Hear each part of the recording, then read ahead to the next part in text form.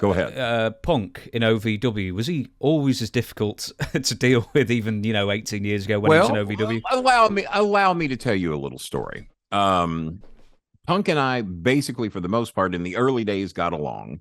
We both defended Jimmy's old school ways of running things. If people were getting out of line in the locker room, Punk and I would say, hey, this is how the shit is here. This is how you do business. This is how you work. And then when he got Tony Atlas came down and gave a speech. Have you heard about the Tony Atlas speech? Apparently not. No, apparently not. Well, Tony Atlas came to OVW and he gave a speech to the boys, and I was going to hang around for this one. And CM Punk. Now, Dutch, who was he buddies with? Those two guys we had down here that played the role of brothers, and they went to WW. And whoever they were. Can't remember their names. And then when Vince found out they weren't brothers, he killed that deal. He thought they were really brothers. And when he found out they weren't, Vince killed the deal. And I can't think of their name, but they were buddies with Punk. So they are all kind of trying to shit on Tony's speech. And Punk is saying, well, you all don't realize, he says, I don't know why you're talking to me. He says, I've performed at Madison Square Garden. Punk says this to Tony Atlas. And Tony basically, in a nutshell, says, yeah, bitch, did you ever sell it out? And then Punk didn't have anything to say. So apparently Tony Atlas felt he had sold out Madison Square Garden, and apparently a few times. But it got very confrontational.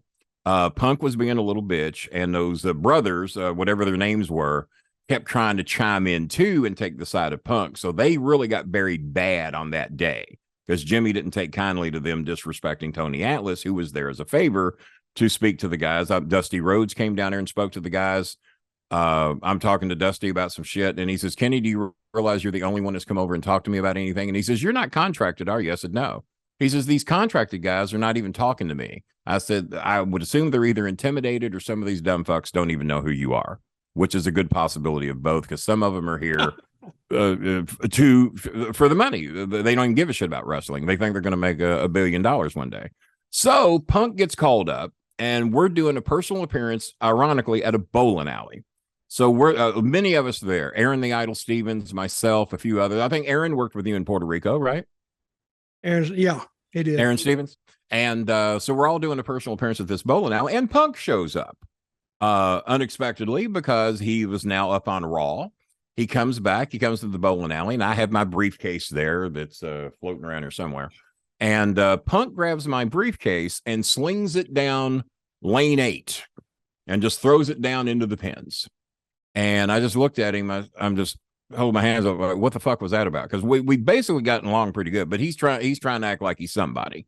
So he throws me. He says, you need to go get your briefcase, Bolin. I said, no, I didn't throw it down there. I said, if anybody's going to go get it, it's going to be you. He says, I ain't getting it. He said, if you want your goddamn briefcase, go down there and get it yourself. I said, nope, I didn't throw it there. I won't be going to get it. The manager of the bowling alley got on the PA. He says, hey, asshole, you're the one that threw the briefcase down. Walk down the gutter and get the man's briefcase and then get your ass out of here. He didn't know who Punk was. He had no clue.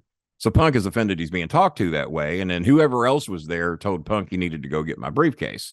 He walks and gets my briefcase, hands it to me. I look at Aaron. I said, your friend's a fucking dick. Pardon my language. And so me and Punk didn't really get along too good after that. That was, but then again, he came back, and him and Cody Rhodes took everybody at OVW to TGI Fridays and bought their dinner, including mine, even though he'd been a dick to me just a few weeks earlier. So he has his good days. He has his bad. And the day we saw him at the scrum, that was he was obviously there to be a dick and put himself over as the creme de la creme of the company. When obviously I don't know that the ratings have done that much one direction or the other with or without him. There was a peak when he showed up. I told everybody there'd be a peak based on what I thought. And then that peak went down, and Chairman Meow Meow. And I don't think he made that big of an impact with the company. And I think they're just as good with him as they are without him. I don't think it matters, maybe other than in Chicago. Chicago is going to sell the same amount of tickets regardless, in my opinion. Dutch? You should have beat the shit out of Punk right then. Why didn't you just go up and just punch him right in the face? Well, then you would have become. You would have I'd have been a legend. I would have been a legend. Yeah. Could have been in UFC as well. But here's why I didn't. Punk's a shooter. Punk's a tough guy. He's an MMA guy. God knows what he might have done to me. What's his record in MMA? Same. No, mine's better because I never got beat in a fucking MMA match. He did. Well, So interesting. my MMA record is more impressive than his. I didn't lose 2 fights. I never heard that story before. Okay. Yeah. Oh, that's a true story. A lot of witnesses. Well, first of all, I'm calling bullshit on it right off the bat. I'm throwing the flag on it. Oh, 'Cause so you're saying my bowling alley story is not true?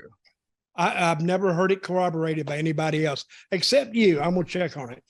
Ask Aaron the Idol Stevens. And he and I I don't will. even speak. He and I don't even speak right now, but he Actually- will collaborate. That I story. will. I will, because I actually got an email from him yesterday. I emailed him back. Yeah. This is Damien, right? Damien Sandow. Damian Sandow. Yeah. Mhm. Okay, same guy. I'm going to ask him. I'm going to ask him today. Yeah. He and I do not speak over political reasons right now. I got on him about appearing with some unmasked little fuckers out at some convention. I got on him about it. I actually got on the fan. It wasn't him, but he got pissed. We had words. We don't speak, but he will collaborate that story. If he's an honest, decent human being, he will collaborate that story. All right, we'll see. Move And that cat. if he says otherwise, you tell him I said he's a fucking liar, and I'll whip his ass too. I'm undefeated in MMA fights, by the way. I just want to point that out. We have Never a no been. cursing policy here, Kenny. Well, I guess I fucked that up, didn't I? You sure did.